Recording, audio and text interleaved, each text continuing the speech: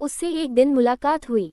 किन्न था वो, मैंने उससे उसका नाम पूछा और उसने अपना नाम हेमा बताया। मैंने उससे पूछा कैसे हुआ ये सब, कैसे बने तुम किन्न? तो उसने मेरी तरफ एक अजीब निगाह से देखा और कहा कैसे बने मतलब? वो जो ऊपर वाला बनाकर भेजा मैं वही हूँ, लेकिन बहुत दर्द भरा जीवन है यह। ना मर सकती हूँ ना जी सकती हूँ, ये जीवन भी कोई जीवन है। सभी घृणा की दृष्टि से देखते हैं, कहीं से गुजरो तो कहते हैं हिजड़ा जा रहा है।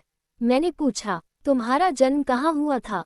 तुम्हारे माँ बाप, मेरा मतलब तुम्हारा। उसने एक लंबी सांस लिया और उदास होकर अपनी कहानी बताने लगी। ये तो नहीं बता सकती कि मैं कहाँ से हूँ और बताना भी नहीं चाहती। हाँ, इतना मुझे याद है कि मेरे माँ बाप को कोई संतान नहीं हो रहा था। उनकी शादी के 30 साल के बाद मैं पैदा हुई। घर में पहली संतान आई है, ये जानकर सभी बहुत खुश हुए। समय गुजरता गया। जब मैं 4-5 साल की हुई तो मेरे घर में काम करने वाली बाई को मालूम चला कि मैं लड़की नहीं, एक हिजड़ा हूँ। उसने मेरे माँ बाप को बताया। मेरे माँ बाप ने जब सुना तो उनके होश उड़ गए।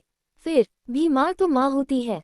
फाइनली मेरे माँ बाप ने निर्णय लिया कि हम अपनी संतान को पालेंगे पोसेंगे। उस समय मैं समझ नहीं पाई थी कि हिजड़ा क्या है। ये शब्द मेरे लिए नया था, बिल्कुल नया। मेरे माँ बाप मुझे बहुत प्यार करते थे, बेशक पहले से ज्यादा। हालांकि मेरे माँ बाप को इस बात का डर था कि कहीं मोहल्ले में हल्ला ना हो जाए कि मैं किन्न हूँ, इसलिए उन्होंने बाई को समझा दिया था कि मोहल्ले में किसी को न बताए कि मैं किन्न हूँ। इसके बदले मेरे माता पिता उसे एक्स्ट्रा पैसे देते थे। समय गुजरता गया और देखते देखते मेरी उम्र 15 साल की हो गई और यहीं से शुरू हुई मेरी कहानी लड़की से किन्न बनने की। मेरी आवाज बदलने लगी, मेरा चाल ढाल बदलने लगा। मैं खुद परेशान हो उठी कि ये मेरे साथ क्या हो रहा है और क्यों हो रहा है, और क्या मैं सचमुच किन्न हूँ?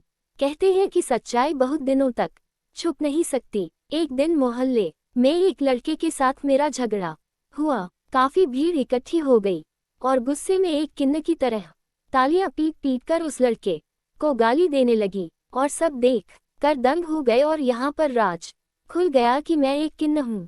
मोहल्ले में मेरे माँ बाप का चलना मुश्किल हो गया। इधर मेरे में भी बहुत बदलाव आने शुरू हो गए, जैसे कि मुझे लड़कियों के कपड़े पसंद आ रहे थे। मैं कभी माँ की साड़ी पहन लेती थी, कभी मुझे समीज सलवार पहनने का मन करता था, कभी लिपस्टिक और चूड़ियाँ पहन लेती थी। अब मुझे भी विश्वास हो चुका था कि मैं ना तो मर्द न हूँ न ही औरत, मैं एक किन्न हूँ। थोड़े दिनों बाद ही मेरे घर पर एक किन्न समुदाय से कुछ किन्न पहुँचे और मेरे माँ बाप से मुझे मांगने लगे, ये कहकर कि आपकी संतान आपका समाज का नहीं है, इसका समाज अलग है और हम इसे अपनी समाज में लेकर जाएंगे। मेरे माँ बाप मुझे जाने नहीं देना चाहते थे, लेकिन मैं जाने के लिए तैयार हो गई, क्योंकि मुझसे अपने माँ बाप की बेइज्जती और सहन होती थी। मेरे माता पिता की आंख में आंसू थे और जाते वक्त उनसे मैंने वादा किया कि मैं उनकी संतान हूँ और हमेशा रहूंगी, उनसे हमेशा मिलने आया करूंगी। इतना कहते कहते हेमा की आंखों में आंसू आ जाते हैं और वो सिसकते हुए कहती है, आज 10 साल हो गए, लेकिन यहाँ आने के बाद मुझे कभी हिम्मत ही नहीं हुई कि आने माँ बाप से मिलने जाऊं, क्योंकि ये जिंदगी नरक की जिंदगी है और मैं सोचती हूँ कि अब कौन सा चेहरा लेकर उनके पास जाऊं, क्योंकि मुझे खुद से और खुद की जिंदगी से बहुत घिन होती है, लेकिन उनकी बहुत याद आती है। बचपन में ही उन्हें पता चल गया था कि मैं किन्न हूँ, फिर भी उन्होंने मुझे बहुत प्यार दिया और उसके बाद उतना प्यार कभी किसी ने नहीं। कहते कहते हेमा फफक कर रो पड़ती है, मेरी आंखों में आंसू आ गए थे। मैंने हेमा के कंधे पर हाथ रखा और सांत्वना देते हुए कहा, हेमा, जो तकदीर में लिखा होता है वही होता है और वही मिलता है। शायद भगवान को यही मंजूर था, पर तुम बहुत खुशनसीब हो कि तुम्हारे माँ बाप ने सच जानने के बाद भी इतना प्यार दिया था, और बहुत साहसी भी हो कि अपने माँ बाप की इज्जत के लिए तुमने अपना रास्ता चुना। हेमा अपने आंख के आंसुओं को पोंछते हुए कहती है, घिन आता है मुझे इस समाज पर और समाज के लोगों पर। हम किन्न हैं, मगर हम भी तो किसी के संतान हैं। हिजड़ा से नफरत है, लेकिन हिजड़े का आशीर्वाद लेने के लिए लोग दौड़े चले आते हैं। हम भगवान से यही दुआ करते हैं कि कभी किसी को हिजड़ा मत बनाना, क्योंकि यह जिंदगी बहुत दर्द देती है।